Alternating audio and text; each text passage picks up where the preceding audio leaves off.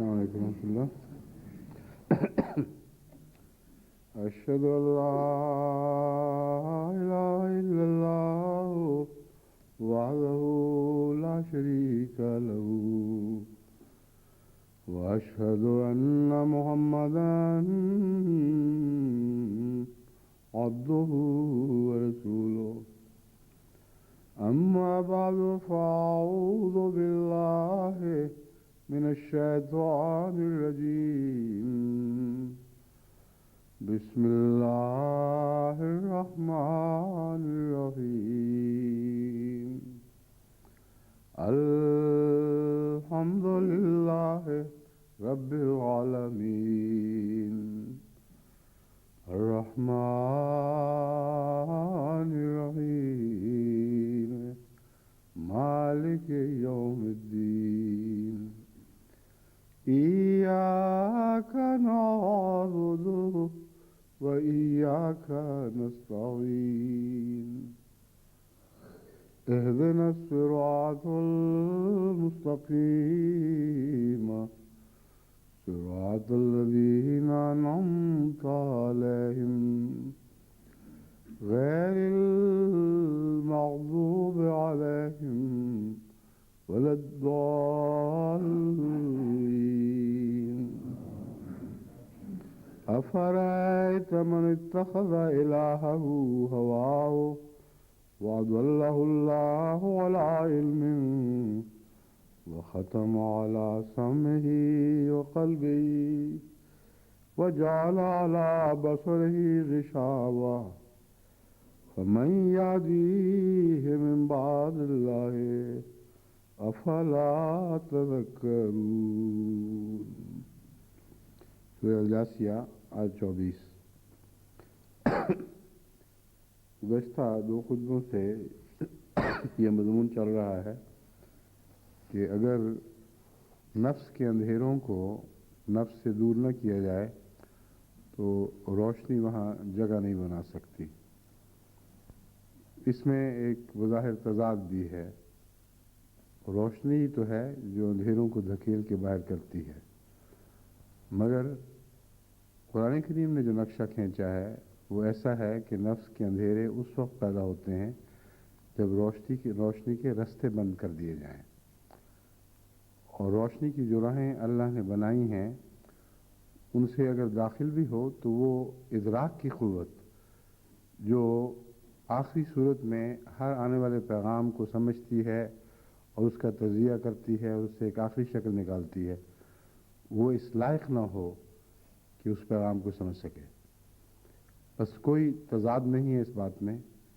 روشنی میں طاقت تو ہے کہ وہ اندھیروں کا ازالہ کرے، مگر وہ پردے جو روشنی کی راہ میں حائل کر دیے جائیں پھر جو اندھیرے پیدا ہوتے ہیں ان کے وجود میں روشنی کا کوئی قصور نہیں. بس یہ جو مثال فرما دی افرأیت من اتخذ الہہ ہواہ، وہ شخص جو اپنے نفسانی خواہشات کو اپنا معبود بنا لے، اس کی مثال ایسی ہے کہ اسے اللہ تعالیٰ گمراہ قرار دے دے اور باوجود علم کے گمراہ ہو. یعنی روشنی ہو تو صحیح مگر ایسی روشنی نہ ہو جس سے وہ فائدہ اٹھا سکے.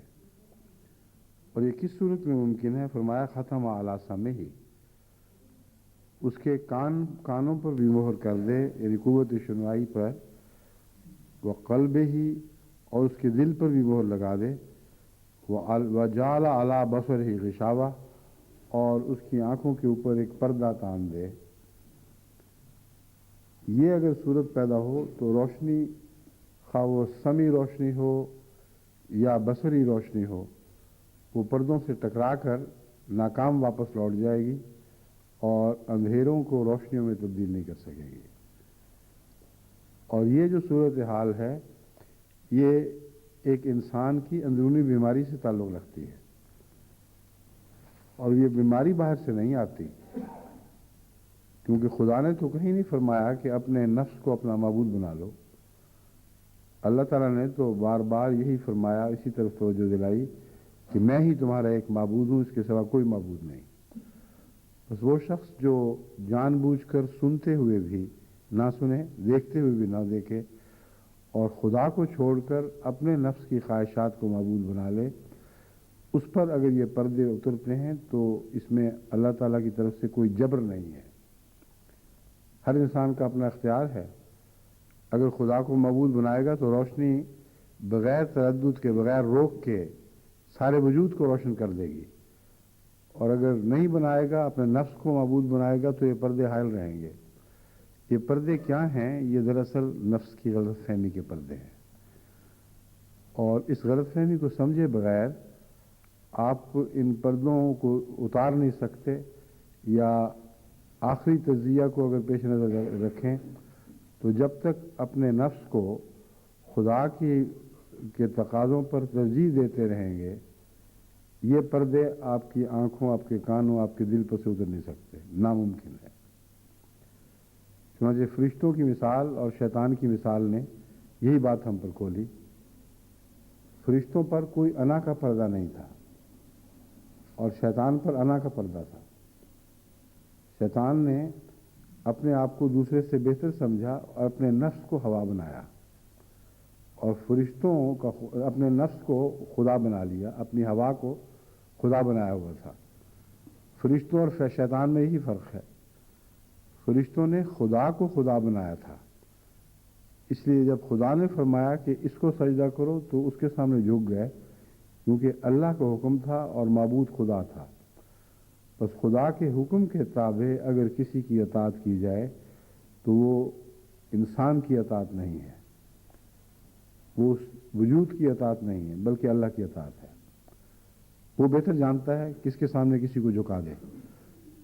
लेकिन अगर ऐसा ना हो तो हमेशा उसका अपना नफ्स होता है जिसको वो खुदा समझता है। और इस आयत की तफसील और इसकी सारी रुइदाद आदम की तख्लीक और फरिश्तों और शैतानों के उस हुक्म पर रद्द अमल में हमारे सामने है जो कुरान करीम ने महफूज फरमाया। हुक्म हुआ सजदा कर दो, फरिश्तों ने कहा हाजिर हैं, हम सजदा करते हैं। और ये नहीं देखा कि ये क्या चीज़ है, हमारे मुकाबले पर इसकी क्या हैसियत है। लेकिन था ज़रूर ख्याल। अगर ख्याल भी ना होता तो ये ना कहते कि क्या तू उसको बनाएगा ज़मीन में, अपना खलीफा उसको बनाएगा जिससे फसाद बर्पा होंगे, जिससे खून खराबा होगा, ज़मीन खून से रंगी जाएगी। इसलिए ये गलत बात है कि उन्होंने लाइल्मी में खुदा के हुक्म की इताअत के सामने सर झुकाया है।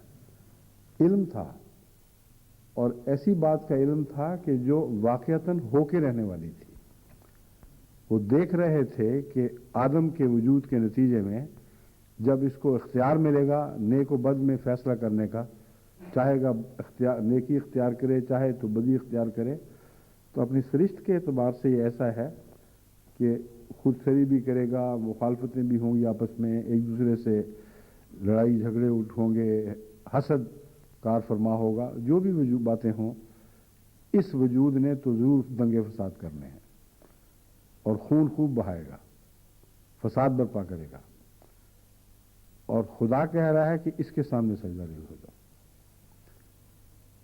मगर जानता थे, फरिश्ते जानते थे कि हम खुदा की इबादत करने वाले हैं, इसलिए खुदा जिसके सामने कहे हम उसी के सामने सजदा रेज़। तो कोई बेवकूफ़ी का फैसला नहीं था लाइल्मी के नतीजे में। लाइल्मी थी तो इरफान की कमी की वजह से, जो इरफान खुदा ने उनको अता नहीं फरमाया, उसके फुकदान की वजह से उनके दिल में ये वसवसे पैदा हुए। मगर उन वसवसों के बावजूद इताअत की है। इसमें हमारे लिए बहुत गहरा सबक है। हज़रत मसीह मौऊद अलैहिस्सलाम फरमाते हैं कि नफ्स के अंधेरे वसवसों से पैदा होते हैं, और वसाविस ही हैं जो यकीन को शक में बदल देते हैं। बस वो शख्स जो अपने वसवसों का शिकार ना हो और इस आखिरी हकीकत को हमेशा पेश नज़र रखे कि जिसे खुदा ने मामूर बनाया है उसके सामने मैं सर झुकाऊंगा।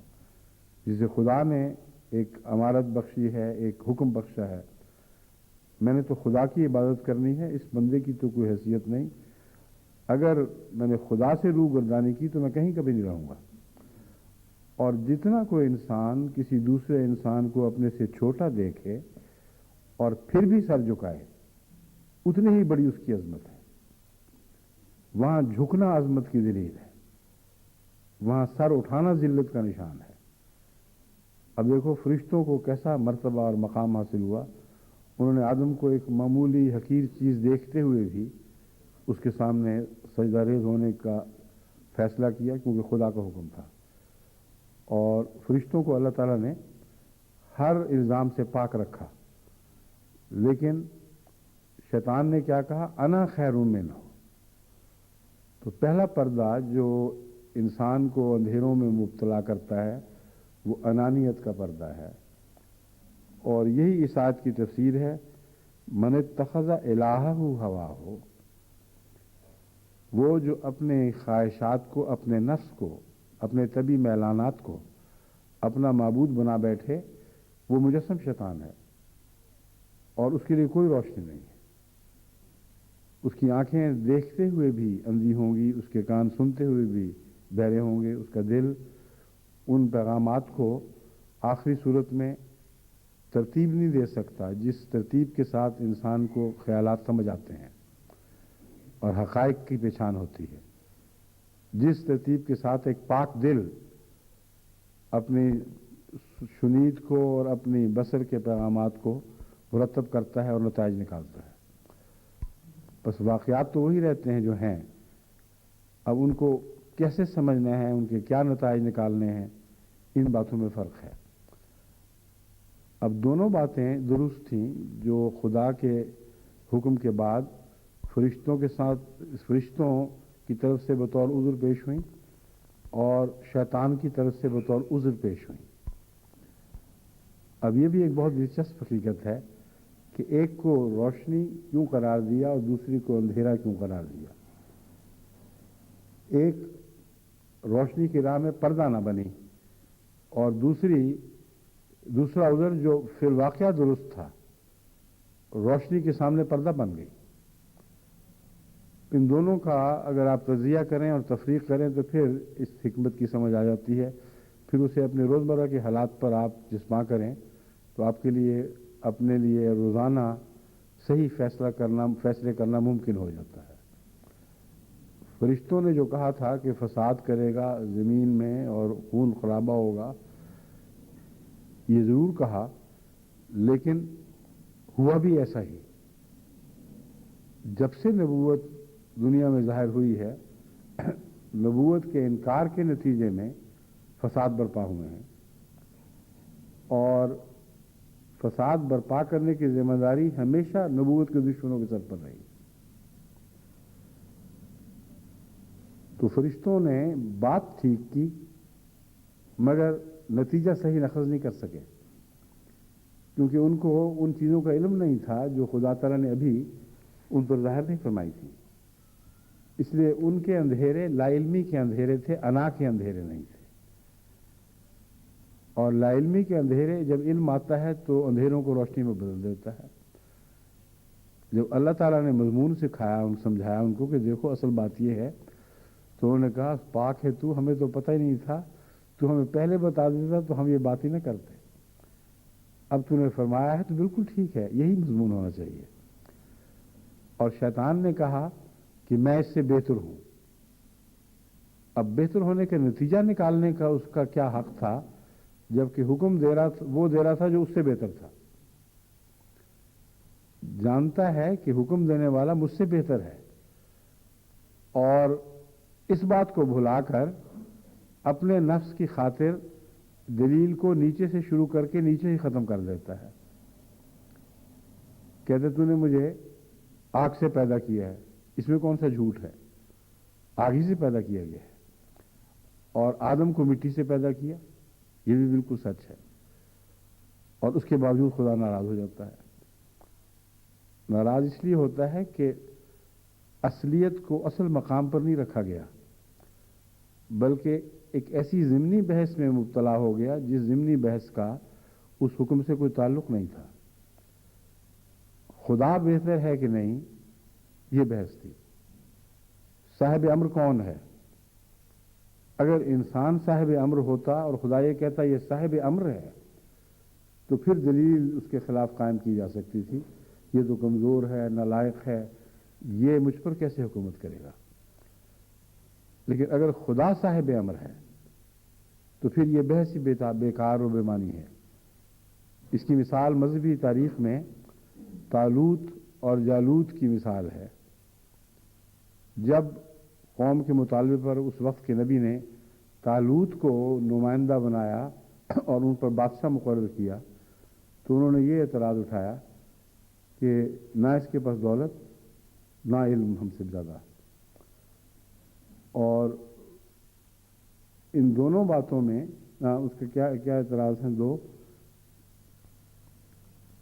بہرحال جو اس وقت میرے ذہن سے فوری طور پر دماغ منتقل ہو تو بعض دفعہ وہ مضمون پوری وضاحت سے سامنے نہیں رہتا۔ اعتراض وہ اٹھایا جو اس سے ملتا جلتا تھا کہ ہم بہتر ہیں اور طالوت ہمارے مقابل پر کوئی حیثیت نہیں رکھتا، اس کو وہ مرتبہ حاصل نہیں، اس کو وہ عزت حاصل نہیں جو ہمیں حاصل ہے۔ تو مرتبہ اور عزت کا جو اعتراض ہے وہی ہے جو شیطان نے اٹھایا تھا۔ اللہ تعالیٰ فرماتا ہے اس کو علم اور جسم میں ہم نے تم پر فضیلت بخشی ہے، اور جس مقصد کے لیے ہم اس کو امارت بخش رہے ہیں اس مقصد کو پورا کرنے والی یہ دو چیزیں ہیں۔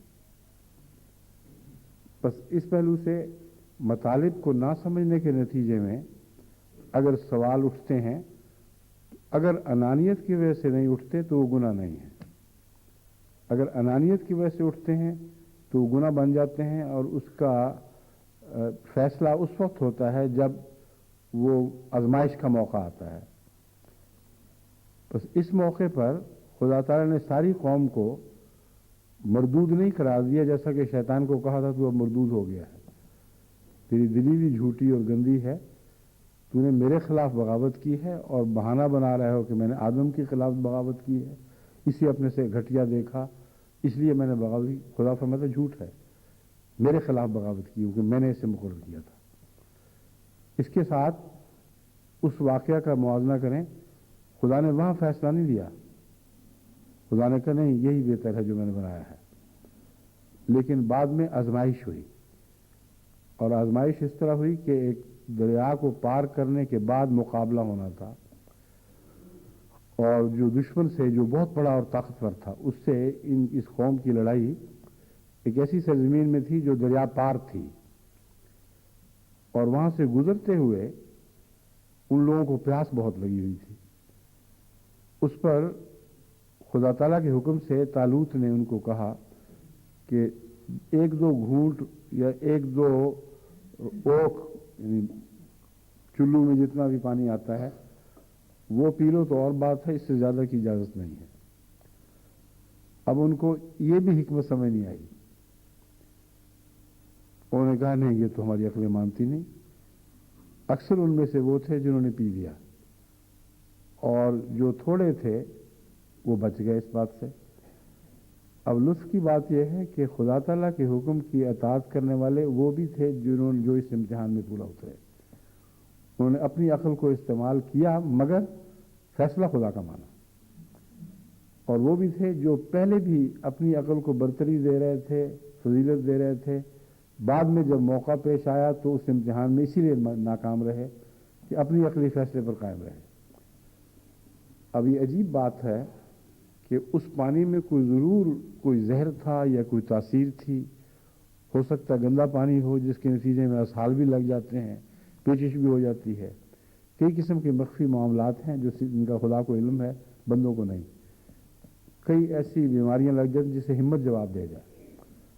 تو وہ جو بڑے لڑاکے بن کے نکلے تھے وہ کہتے تھے طالوت سے ہم زیادہ قابل ہیں، ان سب نے یہ عذر رکھ کر لڑنے سے جواب دے دیا کہ دشمن بہت بڑا اور طاقتور ہے اور ہم تھوڑے ہیں،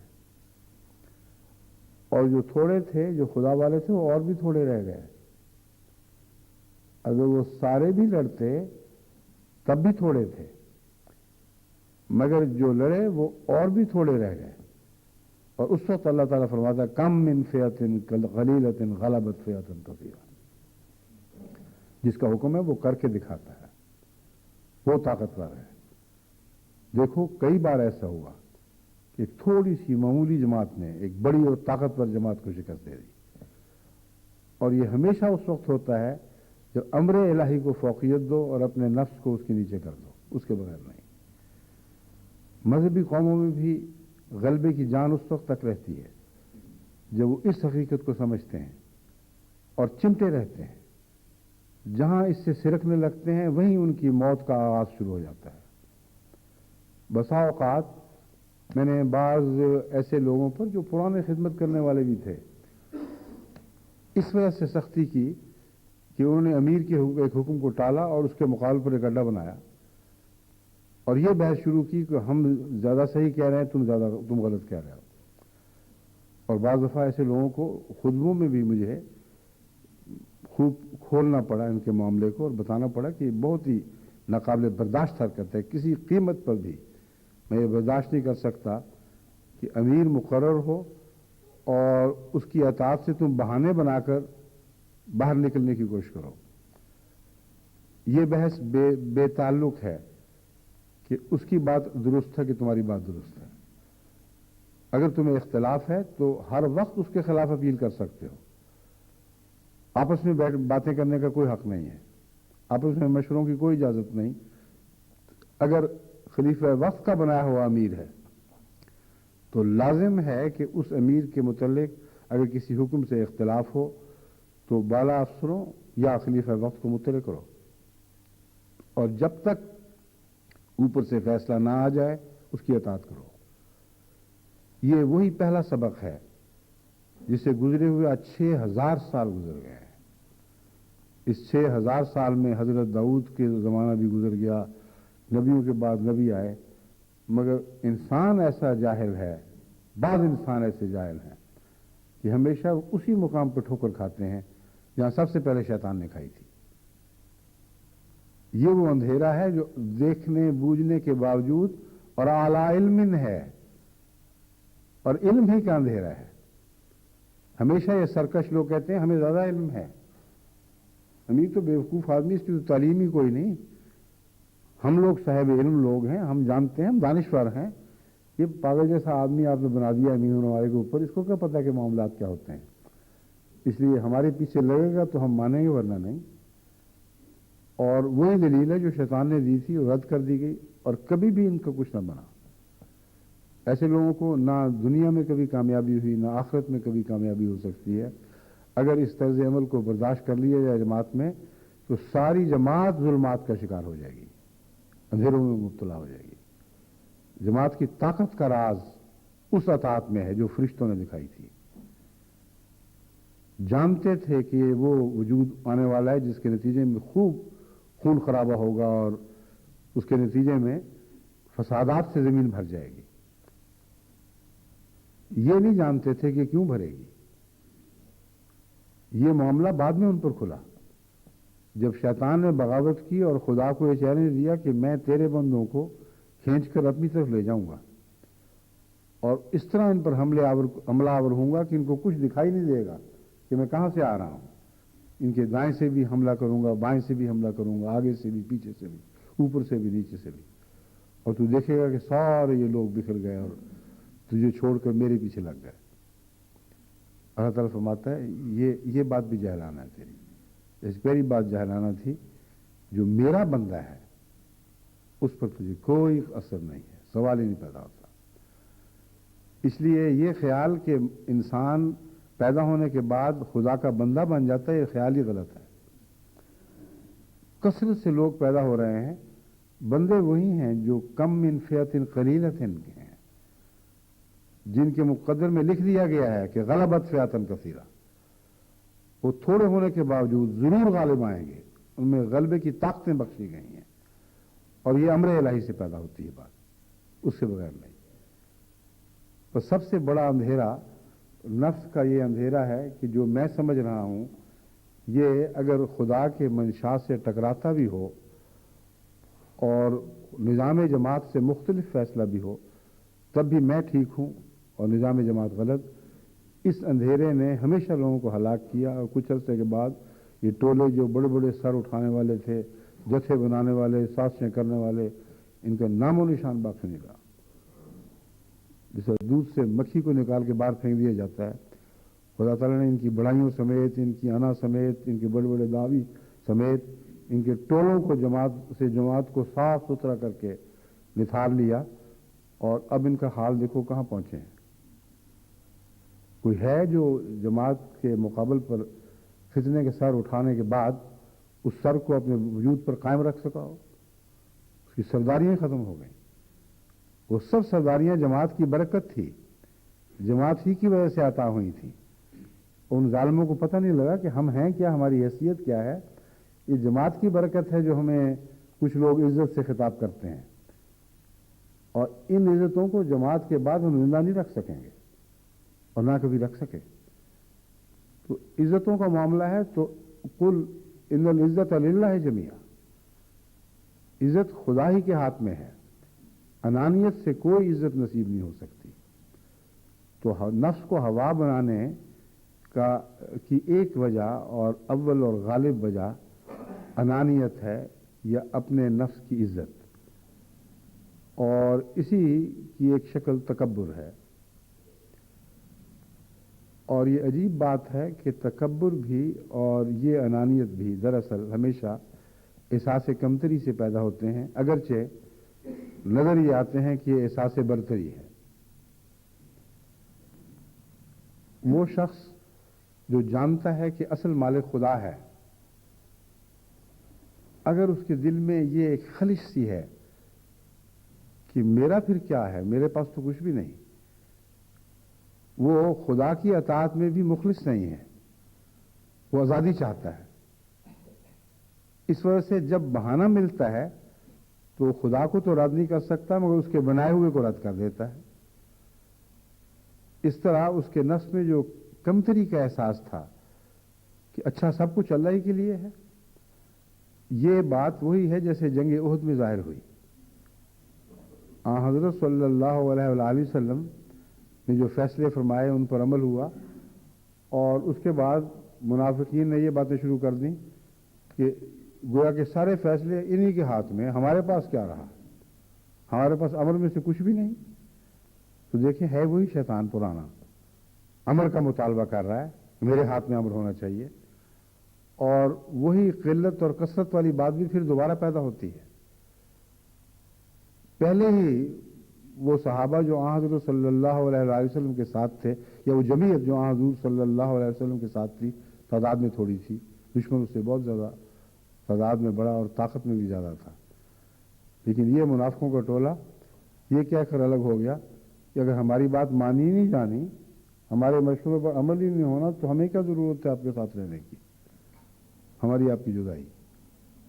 اور وہ لوگ چھوڑ کر الگ ہو گئے، اور دیکھیں کس شان سے دوبارہ خدا کا یہ کلام ظاہر ہوتا ہے، کم من فئۃ قلیلۃ غلبت فئۃ کثیرہ۔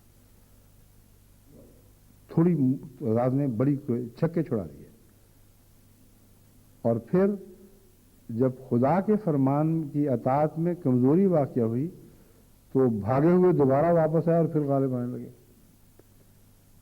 پھر اللہ تعالیٰ نے ان کی عزت رکھی، انہیں بخش دیا، اور پھر تھوڑوں کو بڑوں پر غلبہ عطا کر دیا۔ عدل نے اس زیرو بم نے ثابت کر دیا کہ خدا کا کلام ہی سچا کلام ہے، اور اس میں کسی اتفاق کا کوئی دخل نہیں۔ کوئی یہ نہیں کہہ سکتا تھا کہ محمد رسول اللہ صلی اللہ علیہ وسلم کے غلاموں کو اس طرح ایک نشے میں مبتلا کر دیا گیا تھا، جیسے بعض دفعہ بعض لوگ جھوٹے دعوی کے ذریعے بھی ایک قربانی کا نشہ پیدا کر دیا کرتے ہیں۔ اس سے پہلے اسلامی تاریخ میں بھی ایسے واقعات ہو چکے ہیں۔ حسن بن سلام کا واقعہ ہے، وہ حسن بن سبا کا، اس نے بھی ایک مذہبی دیوانوں کی جماعت تیار کی تھی۔ اس نے بھی یہ کوشش کی تھی کہ اس مذہبی دیوانگی کے برتے بڑی بڑی حکومتوں پہ غالب آ جائے۔ اسیسنز تیار کیے، ان کو دھوکے دینے کے لیے کئی طریقے اختیار کیے گئے، اور کہاں گیا وہ؟ اس کی جماعت، اس کا جو اس نے حکومت قائم کی تھی، تھوڑی عرصے میں دیکھتے دیکھتے اس کا کوئی وجود باقی نہیں رہا۔ عبرت کے لیے وہ تاریخ کی کتابوں میں تو ملتا ہے، مگر حقیقت کے طور پر اس کی بنائی جماعت کی کوئی حیثیت، کوئی وجود کہیں دکھائی نہیں دیتا۔ بس بعض لوگ سمجھتے ہیں کہ فرضی طور پر کسی کو ایک کہانی میں مبتلا کر دیا جائے، خواہ وہ سچی نہ بھی ہو۔ بعض وقت کہانی کی دھن ہے جو انسان کے جسم و دماغ، اس کے قوا پہ قبضہ کر لیتی ہے۔ فرضی باتوں کے نتیجے میں بھی انسان بڑی بڑی قربانیوں کے لیے تیار ہو جاتا ہے، مگر فرضی باتوں میں ہر عدلتے بدلتے حالات کے مقابلہ کرنے کی طاقت نہیں ہوتی۔ وہ اونچ نیچ جو زمانے کے ہیں ان کے ساتھ ساتھ ان فرضی باتوں میں غلبے کی طاقت ہر حال میں نہیں رہتی، اور نتیجہ یہ نکلتا ہے کہ تاریخ سے تصادم کے نتیجے میں یہ فرضی باتیں ہمیشہ ٹکڑے ٹکڑے ہو جاتی ہیں اور کبھی کچھ نہیں رہتا ان کا۔ تو فرضی باتوں نے فرضی جنون تو پیدا کیے ہیں، مگر وقتی عارضی طور پر کچھ عرصے کے لیے تماشا دکھایا اور چلے گئے، لیکن ایک دائمی تبدیلی پیدا کر دیں اور دائمی غلبہ پیدا کر دیں، یہ ناممکن ہے، کبھی بھی ایسا نہیں ہوا۔ اور پھر اللہ تعالیٰ نے ہر اس احتمال کو دور کر کے دکھا دیا کہ آن حضرت صلی اللہ علیہ وسلم کو غلبہ کسی انسانی تدبیر کے نتیجے میں ہے۔ جنگ احد کا واقعہ اب جیسا کہ میں نے بتایا ہے، تھوڑے تھے اور بہت بڑی اور غالب جماعت جس میں بڑے بڑے چوٹی کے سپہ سالار تھے، ان کی آنن فانن چھکے چھڑا دیے۔ جب پہاڑی پر نگران جو حضرت رسول اللہ کریم صلی اللہ علیہ وسلم کے حکم سے جو ایک وفد یا کہنا چاہیے ایک جماعت کام کر رہی تھی، غالباً 30-40 یا اس کے لگ بھگ ہوں گے، جتنی بھی تعداد تھی اس تو میرے ذہن میں نہیں، یا 30-40 تھے یا 90 کے لگ بھگ تھے، جتنی بھی وہ جماعت تھی انہوں نے اس درے کی حفاظت کا کام نہایت بہادری سے سر انجام دیا اور بڑے زبردست تیر انداز تھے، اور دشمن جانتا تھا کہ ان کے ہوتے ہوئے اس درے سے ہم گزر کر مسلمانوں کے عقب سے حملہ نہیں کر سکتے۔ اور جب وہ فتح نصیب ہو گئی اور وہ امر سے نکل گئے اور نیچے اتر آئے، تو پھر دشمن نے دیکھا کہ وہ خلا پیدا ہوا ہے اور وہ اس طرف سے حملہ آور ہوئے اور ایک دفعہ اس فتح کو شکست میں تبدیل کر دیا گیا۔ صاف ثابت ہوا کہ امر کے نتیجے میں دراصل غلبہ تھا، لیکن جب خدا نے فیصلہ کیا کہ پھر اس شکست کو فتح میں بدلا جائے تو ایک حیرت انگیز چیز ہے، انتہائی زخم خوردہ، انتہائی تھکاوٹ سے چور، بے سر و سامان، ایسے جن کے کثرت سے شہداء تھے جن کو سنبھالنا مشکل ہوا تھا، کثرت سے زخمی تھے، ان کو خدا نے فرمایا کہ تم عزم کرو اور ان کا پیچھا کرو، اور آن حضرت صلی اللہ علیہ وآلہ وسلم انہی زخمیوں کو لے کر اس غالب جماعت کے پیچھے چل پڑتے ہیں۔ دنیا کی تاریخ میں کبھی یہ واقعہ نہیں ہوا کہ قسمت سے جان بچی ہو اتفاق سے، اور پھر انسان اس خطرے کے منہ میں خود چھلانگ مارنے کے لیے لپکے اور پیروی کرے اور آوازیں دے کہ آؤ ہمیں ختم کرو، ہم ابھی باقی ہیں۔ اور حیرت انگیز روب ہے جو ان کے دلوں پر چھا گیا، وہ واپس نہیں لوٹ سکے، حملہ نہیں کر سکے۔ جانتے تھے کہ یہی وہ ہیں جن کو کل ہم نے مار مار کر ان کی ساری طاقت کو پر خچے اڑا دیے تھے۔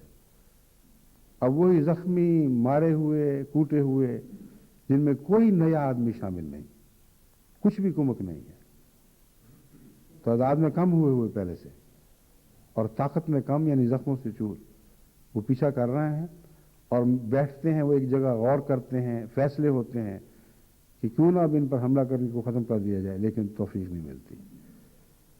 یہ خدا بتانا چاہتا ہے کہ میرے ہی امر کا کام ہے کہ وہ تمہیں طاقت بخشے، میرا ہی امر ہے جو تمہاری پشت پناہی کرتا ہے، میرا ہی امر ہے جو تمہیں دشمن کے غلبے سے بچاتا ہے اور تمہاری اقلیت کو بڑی بڑی طاقتوں پر غالب کر دیتا ہے۔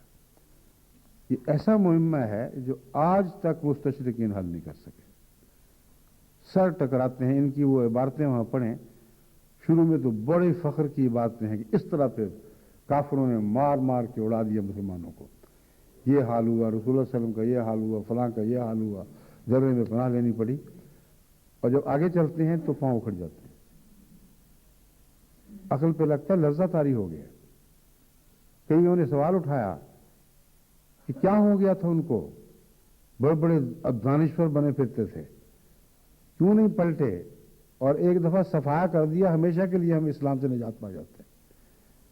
वो थे कौन? क्योंकि खुदा का अमर था जो हजरत मोहम्मद रसूलुल्लाह सल्लल्लाहु अलैहि वसल्लम की पुष्टपनाही कर रहा था।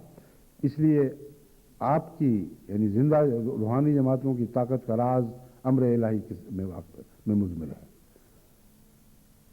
यहां से आप चले तो आपका कुछ भी बाकी नहीं रहेगा और फिर सारे अंधेरे आपको घेर लेंगे। क्योंकि जब अमर इलाही से वास्ता टूटता है तो हजार किस्म के दूसरे अमर सर उठाते हैं और एक की गुलामी से निकलकर आपको अरबों की गुलामी इख्तियार करनी पड़ती है। ला मुतनाही खुदा उठ खड़े होते हैं। नफ्स का इलाह बनाते ही एक इलाह नहीं रहता, बल्कि हर चीज माबूद बन जाती है।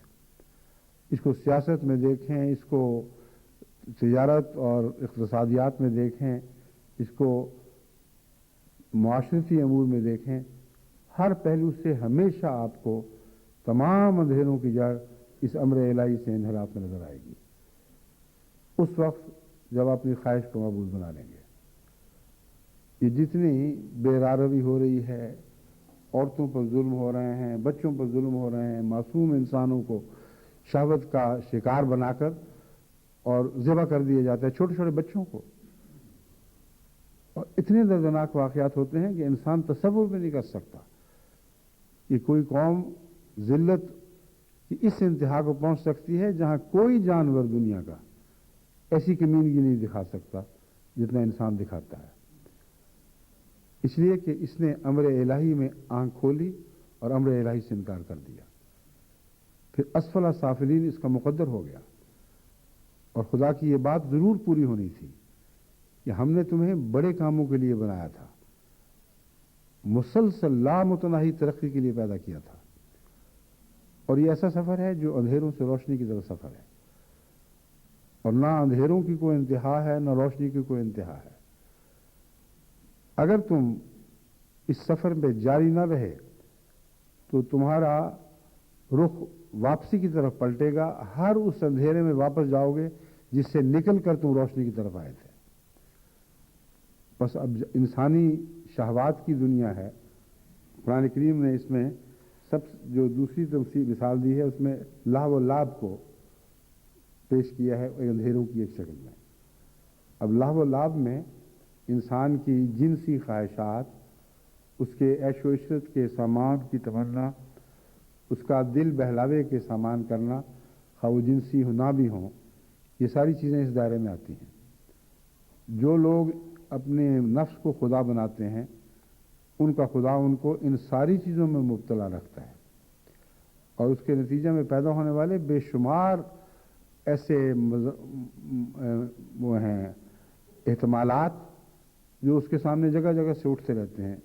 वो हर एहतमाल गोया एक फर्जी बुत है जो उसके सामने खड़ा होता है। एक इंसान कहता है कि मैं इस मामले में अगर सही राह अख्तियार करूं तो मेरे हाथ में एक आई हुई चीज़ है, मगर मुझे हक नहीं है, इसलिए कि मेरा माबूद और है, उसने इजाज़त नहीं दी, मैं उस पर हाथ नहीं डाल सकता। ये एक ख्याल है जो उसके दिल में पैदा होता है। उसके मुकाबले पर नफ्स का शैतान उठ खड़ा होता है कि तुमने किसको माबूद बना लिया है, मैं तुम्हारा माबूद हूं, इसलिए जो हाथ में है उसे इस्तेमाल करो। कतई नजर इसके कि खुदा क्या चाहता है, तो एक खुदा को छोड़कर दूसरे खुदा के सामने सर झुकाना पड़ा। और ये वो खुदा है जो हमेशा धोखा देता है और इसके अमर के नतीजे में कभी भी फायदा नसीब नहीं हुआ। और जब इसके नतीजे में इंसान, उस पैरवी के नतीजे में इंसान दुखों में मुब्तला होता है तो लौटता खुदा ही की तरफ है मदद के लिए। उस वक्त शैतान यानी उसके नफ्स का शैतान कहता है कि मैंने तो तुम्हें धोखा दिया था इस तरह चलाने के लिए, अब मैं एक तरफ और तुम एक तरफ, اب میں تمہاری کوئی مدد نہیں کر سکتا. اور اس وقت پھر خدا ہی کو پکارتا ہے تو دل کی گہرائیوں سے جانتا ہے کہ معبود اور ہے، اور اس کے باوجود دیدہ دانستہ جھوٹے معبودوں کی پیروی کرتا ہے. یہ ہے علی علم، حقیقت میں علم ہے، یہ خدا نہیں ہے. حقیقت میں ہر نفس کا ضمیر اسے تنبیہ کرتا ہے، اسے جگاتا، اسے جھنجھوڑتا ہے کہ دیکھو یہ غلط راستہ ہے. تو ہر جگہ غلط خدا کو معبود بنا لینا، یہ تو زندگی کو عذاب بنا دینے والی بات ہے. اور اسی سے بنی نوع انسان کی زندگی آج کی دنیا میں جہنم بن گئی ہے اور بنتی چلی جا رہی ہے. اب اس سے اگلا جو معاملہ ہے اس میں ہے تفاخر، زینت و تفاخر. اب زینت اور تفاخر کے لحاظ سے اب دیکھیں کہ کس طرح ہمارے روزمرہ کی زندگی میں زینت اور تفاخر نے کتنی بڑی تباہی پھیلا رکھی ہے. ہماری شادی بیاہ کے موقع پر، ہمارے تعلقات میں ہم جب ایک دوسرے کو دعوتوں پہ بلاتے ہیں، کسی کی ضرورت پوری کرنے کے بہانے اپنی انا کو دنیا پر ظاہر کرتے، اس سے اپنی انا کو دکھاوے کی خاطر بظاہر نیکی کے کام کرتے ہیں. یہ زینت اور تفاخر ہے، اس سے زیادہ اس کی کوئی حیثیت نہیں. اگر زینت اور تفاخر کو آپ نکال لیں تو اکثر شادی بیاہ ناکامی سے بچ سکتے ہیں. اور وہی اندھا پن جو آدم کے وقت سے شروع ہوا ہے آج بھی جاری ہے. یعنی دیکھ رہے ہیں، سن رہے ہیں، لیکن اندھے ہیں اور بہرے بھی ہیں اور سوچنے کی طاقتوں سے محروم ہیں. یہ کیوں ہے؟ یہ وہی کہانی ہے جو شروع سے آخر تک چلتی ہے، کیونکہ شیطان نے قیامت تک مہلت مانگی تھی، اور قیامت تک یہی کہانی ہے جو آپ کے سامنے بار بار ظاہر ہوگی. پہچاننے تو صحیح اس کو کہ ہو کیا رہا ہے. اب لوگ قرض اٹھا لیتے ہیں شادیوں کی خاطر، یا اپنے دکھاوے کے لیے کوئی دعوتیں کر رہے ہیں، بڑی بڑی مہمان نوازی میں غلف کر رہے ہیں.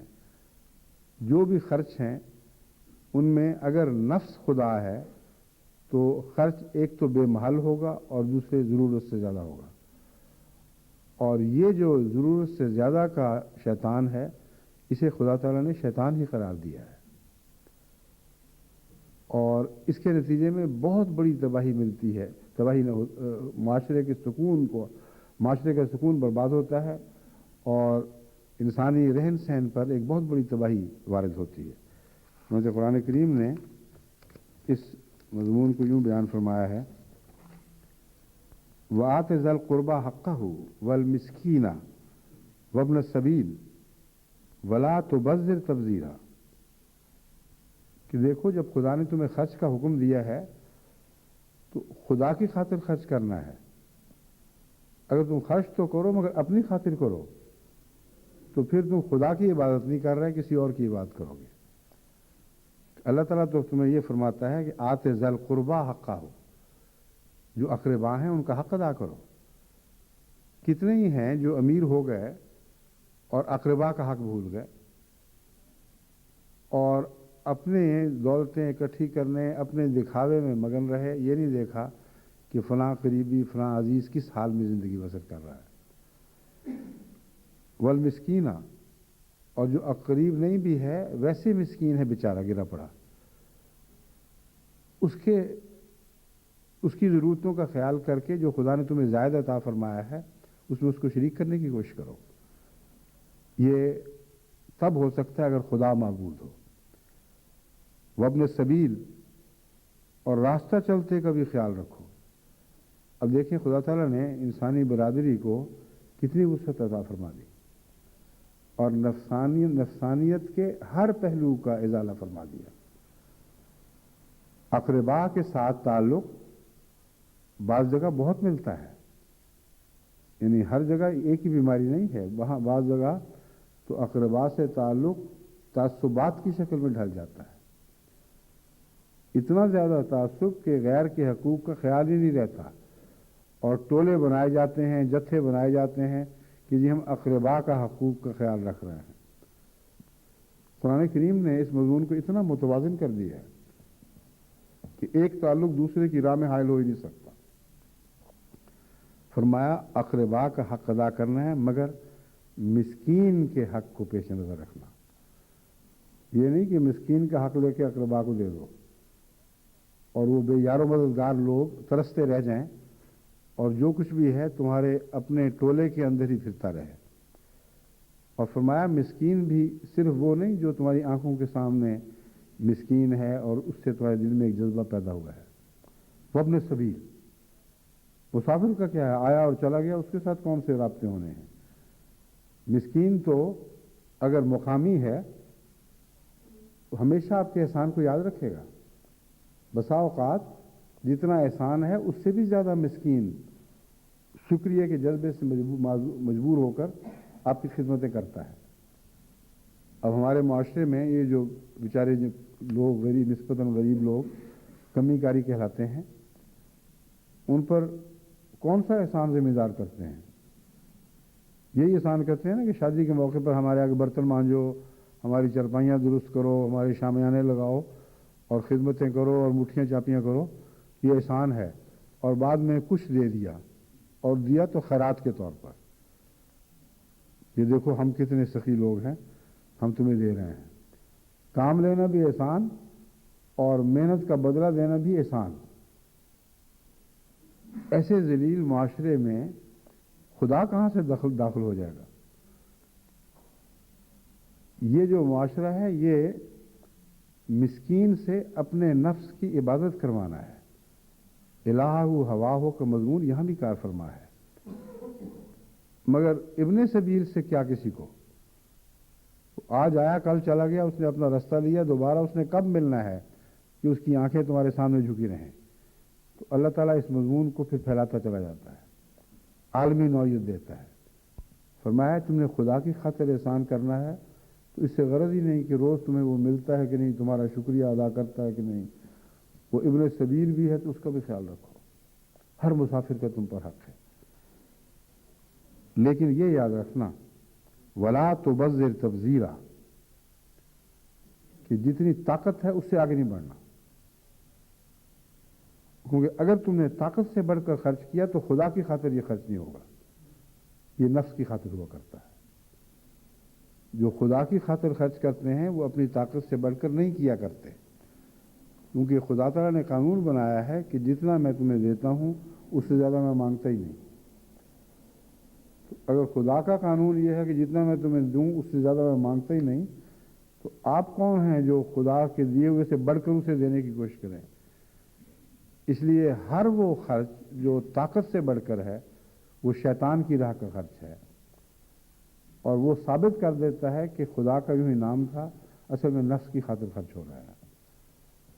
چنانچہ خدا تعالیٰ فرماتا ہے لا تبذر تبذیرا, دیکھو حد سے زیادہ اسراف سے کام نہ لینا کہ کھلے خرچ کرتے پھرو. یہ اس بہانے کہ خدا نے فرمایا ہے اقربا کے لیے خرچ کرو, مسکینوں کے لیے خرچ کرو, مسافروں کے لیے خرچ کرو.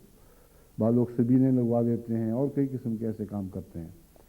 اگر یہ تمہاری توفیق سے بڑھ کر ہوا اور حد سے زیادہ ہوا اور توازن بگڑ گئے تو فرمایا کانو ان المبذرین کانو اخوان الشیاطین وکان الشیطان لربہ کفورا. تو یہ تو تم پھر شیطان کے دھوکے میں آ گئے, اس کے جنگل میں پھنس گئے, کیونکہ مبذر شیطان کا بھائی ہوتا ہے. کان الشیطان وہ اخوان الشیاطین یعنی کئی قسم کے شیطانوں کا بھائی ہوتا ہے. اب دیکھنے والی بات یہ ہے کہ اسی آیت میں ایک جگہ شیطان فرمایا ہے, ایک جگہ شیاطین فرمایا ہے. اس میں کیا حکمت ہے؟ وہ شیاطین اچانک ایک شیطان کیسے بن گئے؟ کیونکہ فرماتا ہے ان المبذرین کانوا اخوان الشیاطین وکان الشیطان لربہ کفورا.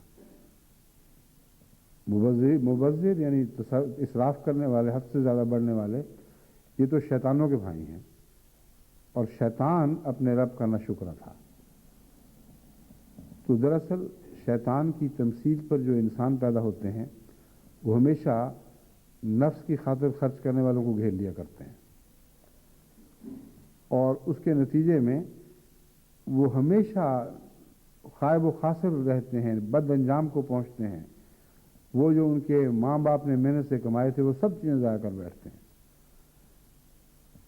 تو ایک شیطان نہیں، کئی شیاطین لگ جاتے ہیں. ان کے ارد گرد جو ٹولہ ہے وہی ان کی بڑی تعریفیں کر رہا ہوتا ہے کہ تو واہ جی واہ، کو خرچ سیکھے تو آپ سے سیکھے. کیا بات ہے، آپ نے تو مہمان نوازی کی حد ہی کر دی، اور اس طرح آپ نے خرچ کیا اور بڑی شہرت ہوئی. آپ نے جو اپنی بیٹی کی شادی کی ہے بہت ہی مشہور ہوئی ہے، اتنا لوگ باتیں کر رہے ہیں، کہتے ہیں بلے بلے شادی ہو تو یہ ہو. اور اس طرح پاگل بنا بنا کے ان کی جائیدادیں بکوا دیتے، ان پہ قرضے چڑھوا دیتے، اور جب سب کچھ ہاتھ سے جاتا ہے تو آپ بھی ہاتھ سے چلے جاتے ہیں. پھر وہ اگر ان کا دروازہ کھٹکھٹائیں گے تو دوسرے دروازے سے باہر نکل جائیں گے. یہ شیاطین ہیں. اور شیطان کی جہاں خصلت کی بات کی گئی ہے وہاں اکیلا شیطان استعمال ہوا ہے. ایک شیطان ہو یا دو ہوں یا 10,000 ہوں، شیطان کی خصلت یہ ہے کہ اپنے رب کا نہ شکرہ ہوا کرتا ہے، اور کسی چیز کو محل پر نہ خرچ کرنا یہ بھی نہ شکرہ پن ہے. بے محل استعمال کرنا یا جتنی طاقت ہے اس سے بڑھ کر استعمال کرنا یہ بھی نہ شکرہ پن ہے.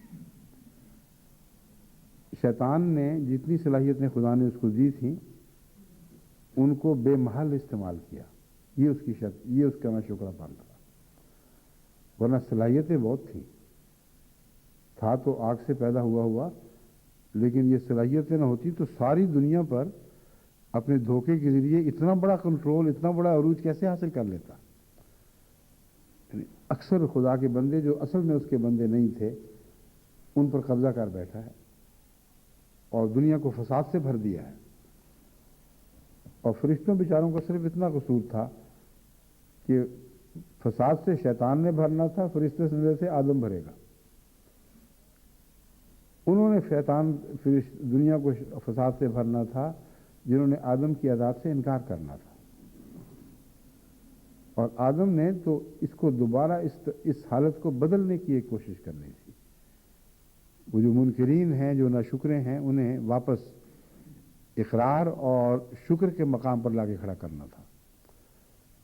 تو یہ وہ کہانی جو ازل سے چلی آ رہی ہے، ازل تک اسی طرح جاری رہے گی. جب تک دنیا زمین و آسمان قائم ہے یہی کچھ ہم ہوتا دیکھتے آئے ہیں، یہی کچھ ہوتا رہے گا. اور یہ اندھیرے علم کے اندھیرے ہیں اور روشنیوں کے اندھیرے ہیں. وہ شخص جو اسراف کر رہا ہے اس کو آنکھیں اس کی کھلی ہیں، وہ دیکھ رہا ہے کہ کتنا مجھے مزہ آ رہا ہے، کتنی میری شہرت ہو رہی ہے، کتنی میری ناموس بڑھ رہی ہے. کیوں اس کو مزہ آ رہا ہے؟ نفس کو کی عبادت ہو رہی ہے. وہ سمجھتے ہیں سارے میرے نفس کے سامنے سر جھکا رہے ہیں.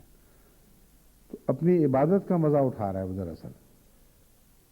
اور جو اپنی عبادت کرواتا ہے اور اپنی عبادت کرتا ہے اس کے مقدم میں ہلاکت کے سوا کچھ بھی نہیں ہے. اس کے علاوہ بھی اس کی بہت سی شکلیں ہیں جو میں انشاءاللہ تعالی آئندہ خطبے میں آپ کے سامنے پیش کروں گا. اور یہ بہت اہم مضمون ہے اندھیروں کی نوعیت کو سمجھنا اور ان کی نشاندہی کرنا. اگر آپ اندھیرے دیکھنے لگ جائیں تو روشنی کیوں نظر نہیں آئے گی آپ کو؟ اندھیرے سمجھیں گے تو پھر روشنی سمجھ آئے گی. ان سے بچ سکتے ہیں تو پھر روشنی کی طرف رخ کریں گے. پتہ لگے کہ کون سے پردے پڑے ہوئے ہیں جو کانوں پر بھی اور ہیں آنکھوں پہ بھی، دل کو بھی اپنی لپیٹ میں لیے ہوئے ہیں. پھر آپ کو تدبیر سمجھ آئے گی کہ کیسے ان سے نجات حاصل کرنی ہے. اللہ تعالی ہمیں اس کی توفیق عطا فرمائے.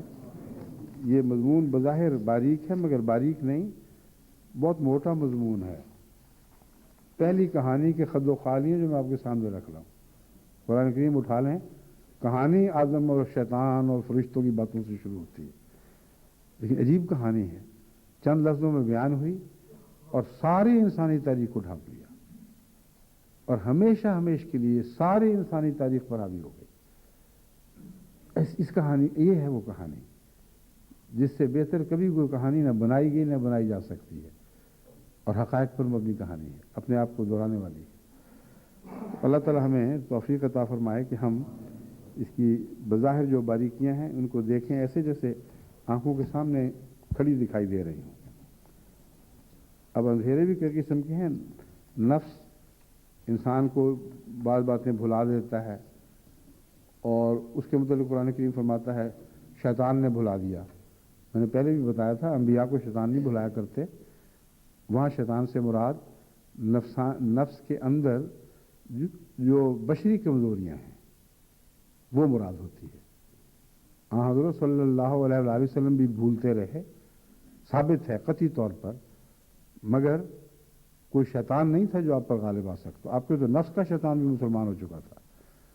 इसलिए वहाँ शैतान से मुराद सिर्फ इतनी है कि नफ्स के अंदर मख्फी जो इंसान कोई खुदा ताला ने बाज़ कमज़ोरियाँ रखी हैं, भूल चूक, मसलन एक बात पूरी तरह न देख सके, बाज़ दफ़ा गलती से लोगों के कहने पर गलत फैसले भी हो जाते हैं।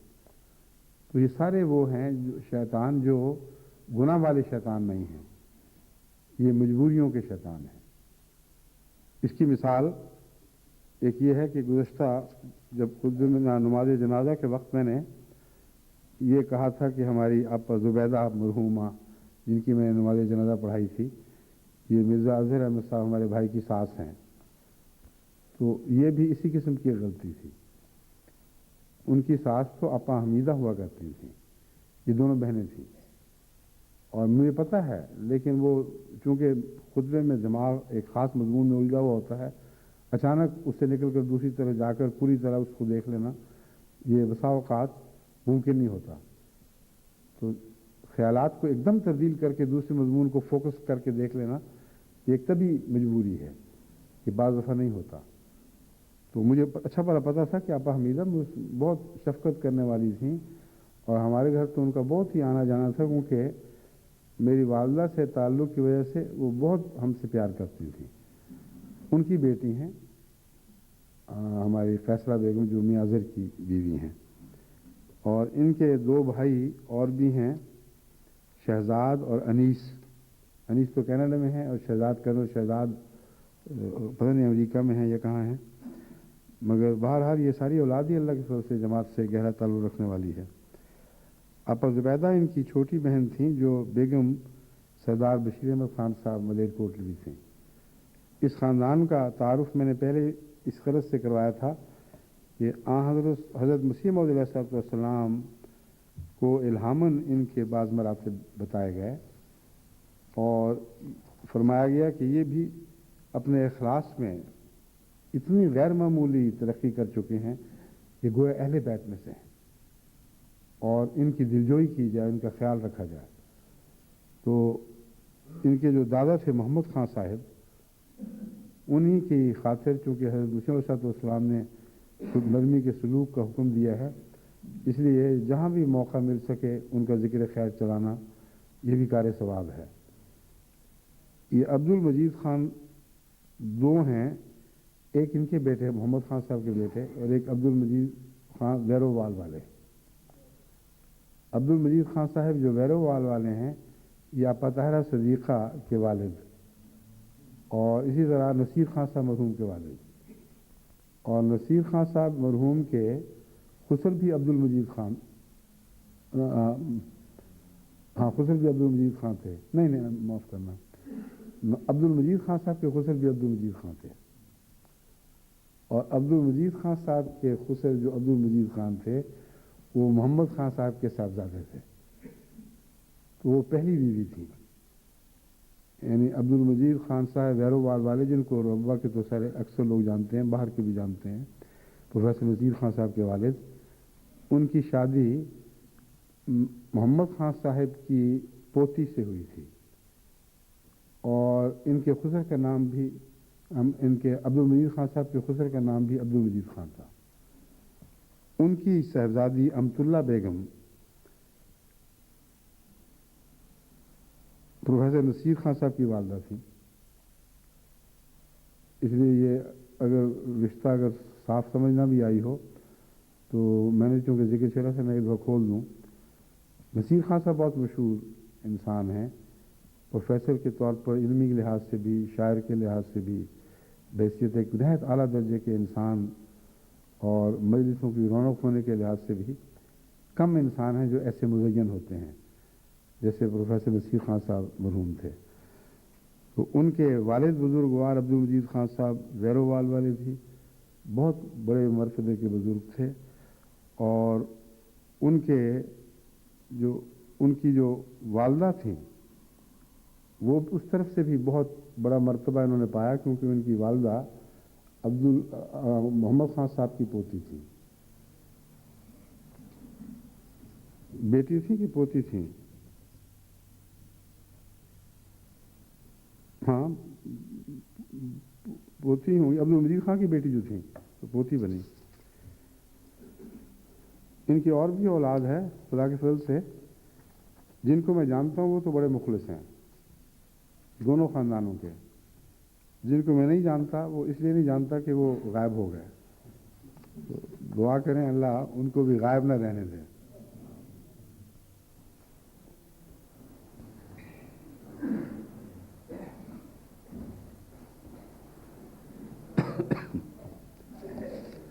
الحمد لله نحمده ونستعينه ونستغفره ونؤمن به ونتوكل عليه ونعوذ بالله من شرور أنفسنا ومن سيئات أعمالنا، من يهده الله فلا مضل له ومن يضلله فلا هادي له، ونشهد أن لا إله إلا الله وحده لا شريك له، ونشهد أن محمدا عبده ورسوله۔ عباد الله رحمكم الله، إن الله يأمر بالعدل والإحسان وإيتاء ذي القربى وينهى عن الفحشاء والمنكر والبغي يعظكم لعلكم تذكرون۔ اذكروا الله يذكركم وادعوه يستجب لكم ولذكر الله أكبر۔